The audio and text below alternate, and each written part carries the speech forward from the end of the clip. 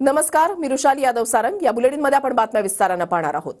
शिंदेंना शपथ घ्यावी लागली तर शिंदेंशिवाय शपथविधी सोहळा घेण्याची तयारी भाजपची होती, अशा शब्दात संजय राऊतांनी शिंदेंच्या उपमुख्यमंत्री पदाच्या शपथविधीवरून वक्तव्य केलेलं आहे। सरकारमध्ये आमचीही लोक आहेत, त्यामुळे माझ्याकडे पक्की माहिती असल्याचं राऊतांनी म्हटलेलं आहे।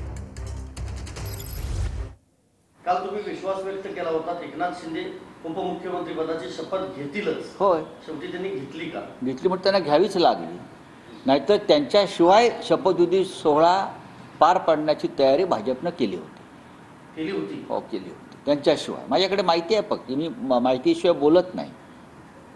सरकारमध्ये आमची माणसं आहेत,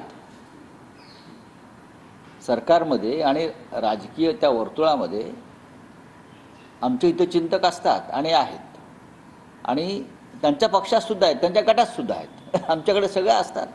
व्यासपीठावर जर आपण पाहिलं असेल तर भारतीय जनता पक्षाचे बहुतेक मुख्यमंत्री, केंद्रीय मंत्री, स्वतः प्रधानमंत्री आहेत, संरक्षण मंत्री आहेत, अनेक राज्यांचे मुख्यमंत्री आहेत, आणि भारतीय जनता पक्षाचे स्वतःचे 132 आमदार आहेत। त्याच्यामुळे छाप त्यांची असणारच।